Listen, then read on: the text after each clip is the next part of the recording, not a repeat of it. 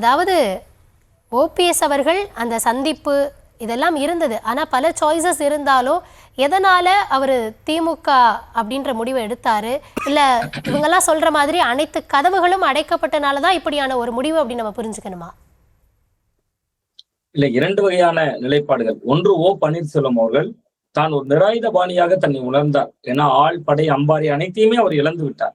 நீங்க அவரோடு இருந்தவர்கள்ல ஒரத்தநாடு வைத்தியலிங்கம் அவர்கள் கடந்த சில மாதங்களுக்கு முன்பு திமுகவில் போய் ஐக்கியமானார்.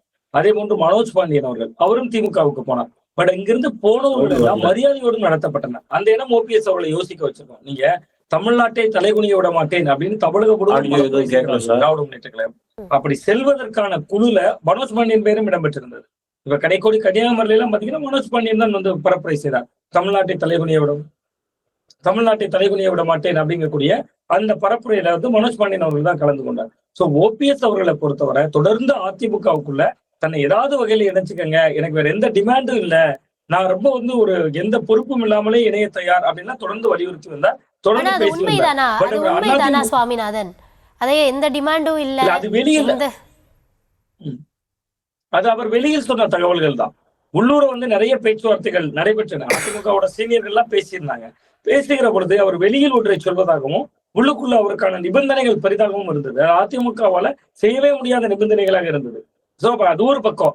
இன்னொரு பக்கத்துல பார்த்தா இவர் விஜய் போன்ற ஒரு சக்திகள், ஒரு புதிய சக்தி, மாற்று சக்தி அப்படின்னு அவர் பார்க்கலாமான்னா அவர் விஜய் களத்திற்கு ரொம்ப தீவிரமாக வரல. ஒன்று. இன்னொன்று, ஓ பன்னீர்செல்வம் அவர்கள் அங்கு செங்கோட்டையன் அவர்களை போன்றுதான் இருக்க முடியும். நீங்க அந்த அணியாக கூட்டணிக்குள்ள போனாலும் கடந்த முறை அமமுக தேமுதிகவோட கூட்டணி வைத்தாங்க, வெற்றி பெற முடிந்ததா? அதிமுகவுடைய வெற்றியை பறிக்க முடிந்தது. அப்பதான் ஓபிஎஸ் நிற்கிறார். கிட்டத்தட்ட நம்முடைய மகனுக்கான ஒரு எதிர்காலம் இருக்கு. நீங்க 37 தொகுதிகள்ல அதிமுக ஜெயிக்கிய காலம் இருந்தது 2014. அதுல இருந்து 5 ஆண்டுகள் தான் 2019. தமிழ்நாட்டுல ஒரே ஒரு தொகுதியில தான் ஜெயிச்சாங்க, அது தேனி. ஓபி ரவீந்திரநாத் ஜெயிச்சாரு. சோ அவர் அதையெல்லாம் பொருட்படுத்துகிறார். தன்னுடைய மகனுடைய நீண்டகால அரசியல் எதிர்காலம் என்கிற ஒரு கேள்வி இருக்கு. சோ தன்னுக்கான ஒரு அரசியல் இருப்பிருக்கல. இன்னும் 2 மாதங்கள்ல தேர்தல் வரப்போகுது. சோ அவர் என்ன செய்யலாம்? குறைந்தபட்சம் தன்னுடைய சட்டமன்ற பிரதிநிதித்துவத்தை தக்க வைத்துக் கொள்ளணும். அது வந்து விஜய் பக்கம் போனா நடக்குமா? டிடிவி தினகரன் அவர்கள் கோவில்பட்டியில் வந்து போட்டியிட்டார்.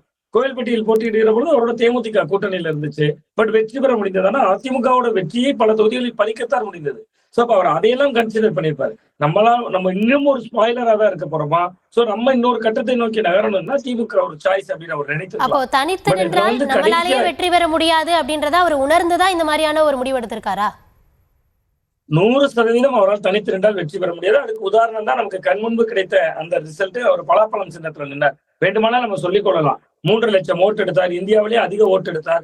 இதெல்லாம் வந்து பேச்சுக்கு உதவும். நீங்க தேர்தலை பொறுத்தவரை கூகுள் தகவல்களா இருந்தாலும் சரி, தேர்தல் ஆணைய வெப்சைட்டா இருந்தாலும் சரி, யாரு ஜெயிச்சா யாரு தோத்தா இதான் ரிசல்ட். அவன் ஓபிஎஸ் பரிச்சாத்திர முயற்சி பண்ணி பார்த்திருக்காருல்ல, அவர் பண்ணவே இல்லை நம்ம சொல்ல முடியாது. அவர் விட்டா ஜெயிப்பாங்களாங்கிறத தாண்டி அவர் நின்னே ஜெயிக்கலையே. நீங்க பாராளுமன்ற தொகுதி பெரிய தொகுதி கிட்டத்தட்ட. ஆனா அந்த இடம் ஓபிஎஸ் அவர்களுக்கு கவனிக்க வேண்டிய ஒரு இடமும் இருக்கு. நீங்க நிச்சயமா ஏன்னு பாத்தீங்கன்னா கடந்த 2019 நாடாளுமன்ற தேர்தல்ல இதே தொகுதியில நயனா நாகேந்திரன் போட்டிட்டார்.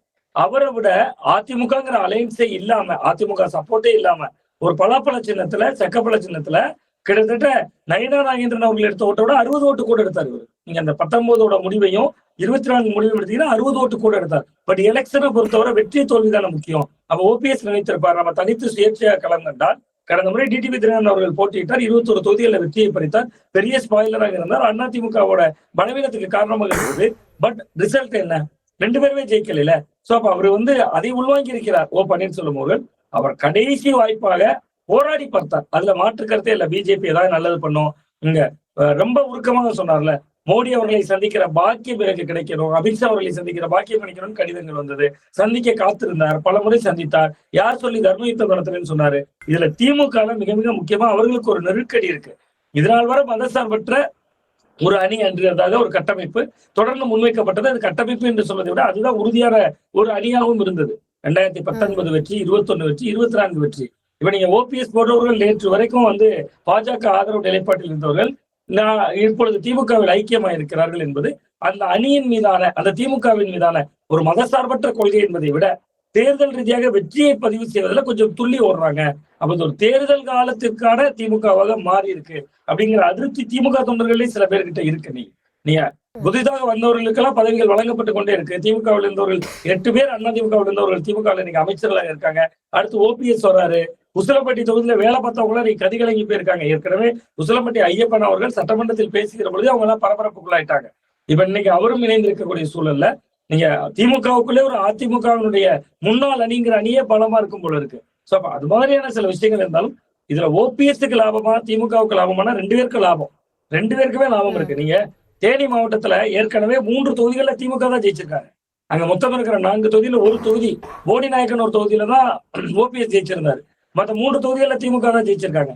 ஆனா நீங்க அங்க மட்டும் அவருக்கு செல்வாக்கு நம்ம சுருக்கிட முடியாது. ராமநாதபுரம் மாவட்டத்துல 3 லட்சம் ஓட்டு எடுத்து காட்டியிருக்காருல.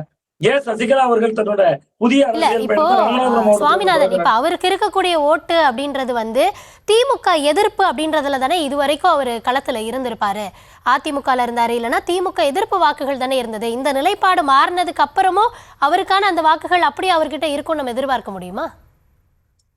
இல்ல அதே ஓட்டு அவர்கிட்ட இருக்காது, அது 100% இருக்காது. இப்ப நீங்க ஓபிஎஸ் அவர்கள் திமுக பக்கம் நகராமல் இருந்திருந்தா அதிமுகவுக்கு இன்னும் சேதம் தான்.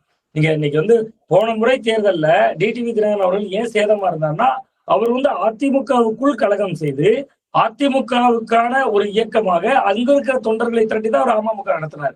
ஓபிஎஸ் வெளியில இருந்து அதிமுகவை மீட்பேன்னு சொல்லும் போது அது அதிமுக ஓட்டை இருக்க முடியும். இன்னைக்கு அவர் திமுகவில் இணைந்து விட்டார். பட் ஆனால் திமுகவுக்கான அந்த சமூகத்தினுடைய ஒரு முகமாக நீங்க அதிமுகல ஓபிஎஸ் இருந்தாருங்க, ரொம்ப வலுவா இருந்தாருங்க, அந்த சமூக மக்கள் கிட்ட ஒரு நம்பிக்கை இருந்தது இல்ல, அந்த இடத்துல திமுக ஓரளவு ஓட்டை இருப்பாங்க.